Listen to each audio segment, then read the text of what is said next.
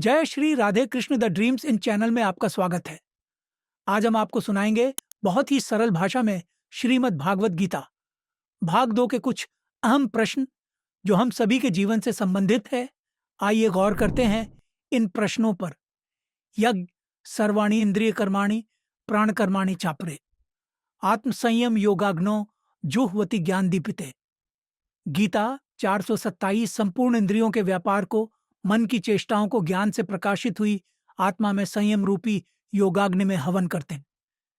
यहाँ आग नहीं जलती, लेकिन जिस प्रकार आग में डालने से हर वस्तु भस्म हो जाती है, उसी प्रकार संयम भी अग्नि की तरह है, जिससे इंद्रियों का सारा बहिर्मुखी प्रवाह भस्म हो जाता है। यहाँ अग्नि एक उदाहरण मात्र है। आग जलाकर पूजा करने का कोई विधान गीता में नहीं बताया गया है। अपाने जुह्वति प्राणम प्राणे पाणम तथा परे प्राणापान गति रुद्ध्वा प्राणायाम परायणा। गीता 4:29। बहुत से योगी श्वास को प्रश्वास में हवन करते हैं और बहुत से प्रश्वास को श्वास में। इससे उन्नत अवस्था होने पर अन्य श्वास प्रश्वास की गति रोककर प्राणायाम परायण हो जाते हैं। इस प्रकार योग साधना की विधि विशेष का नाम यज्ञ है। उस यज्ञ को कार्य रूप देना कर्म है। कर्म माने आराधना, कर्म माने चिंतन। इसके अतिरिक्त जो कुछ भी किया जाता है अन्यत्र लोकोयम कर्म बंधना, वह कर्म इसी लोक का बंधन है। कर्म एवं बहुविधा यज्ञा वितता ब्राह्मणों मुख्य कर्म जान विद्धि तान सर्वाणवम ज्ञात्वा विमोक्ष्यसे। गीता 4:32। प्रश्वास का श्वास में हवन, श्वास प्रश्वास का निरोध कर प्राणायाम के परायण होना इत्यादि यज्ञ जिस आचरण से पूर्ण होते हैं, उस आचरण का नाम कर्म है। कर्म माने आराधना, कर्म माने चिंतन, योग साधना। पद्धति का नाम यज्ञ है। इस यज्ञ को क्रियान्वित करना कर्म है। विकर्म, विकर्म का अर्थ विकल्प शून्य कर्म है। प्राप्ति के पश्चात महापुरुषों के कर्म विकल्प शून्य होते हैं।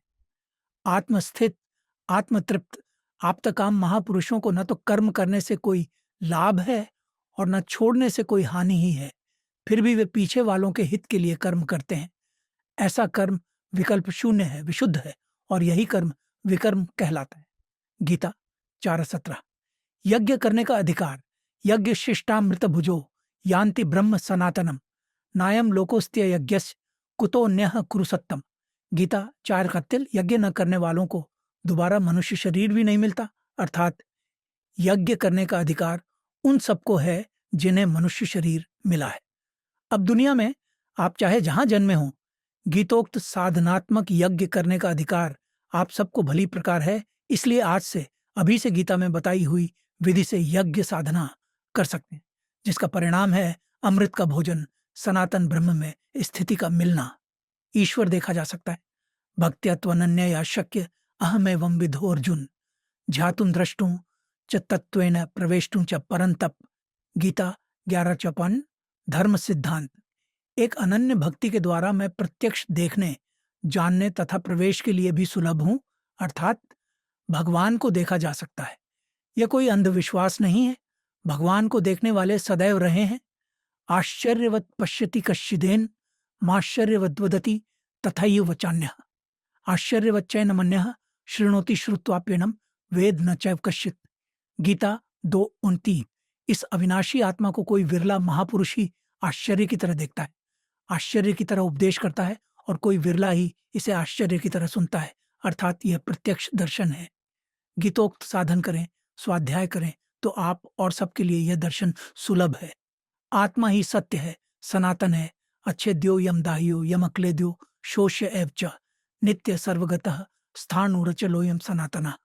गीता 2:24। यह आत्मा सर्वव्यापक, अचल, स्थिर रहने वाला और सनातन है। आत्मा ही सत्य है। यदि उस सनातन के प्रति हम श्रद्धावान नहीं हैं, तो अभी हम सनातन धर्मी नहीं हैं। सनातन धर्म के लिए यदि विकल हैं, तो प्रत्याशी अवश्य है। विधाता और उससे उत्पन्न सृष्टि नश्वर है।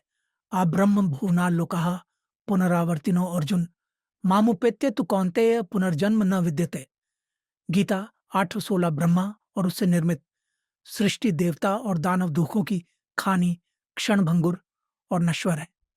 इनमें से कहीं पूजा करना आरंभ की तो आप नश्वर की पूजा कर रहे हैं। अतः पूजा एक परमात्मा की करनी चाहिए। देव पूजा कामस्तैस्तैर्हत ज्ञाना प्रपद्यन्ते अन्य देवता तम तम नियम मास्थाय प्रकृत्या नियता स्वया। गीता 7:20। कामनाओं से जिनकी बुद्धि आक्रांत है, ऐसे मूढ़ बुद्धि ही परमात्मा के अतिरिक्त अन्य देवताओं की पूजा करते हैं। ये प्यन्य देवता भक्ता यजन्ते श्रद्धयान्विता तेपि मामेव कौन्तेय यजन्त्य विधि पूर्वकम। गीता 9:35। देवताओं को पूजने वाला मेरी ही पूजा करता है, किंतु वह पूजन अविधि पूर्वक है, इसलिए नष्ट हो जाता है। अपनी समझ से तो आदमी सर्वशक्तिमान को ही ढूंढ रहा है, उसे विधि नहीं मालूम है, अविधि पूर्वक है, इसलिए उसका पूजन व्यर्थ चला जाता है, वह नष्ट हो जाता है। शास्त्र विधि का त्याग। यजन्ते सात्विका देवान्यक्ष रक्षांसी राजसा प्रेतान्भूत गणांशान्य यजन्ते तामसा जना। गीता 17:4। भगवान ने कहा, अर्जुन, यह पुरुष श्रद्धामय है। ऐसा कोई पुरुष नहीं है जिसमें श्रद्धा न हो।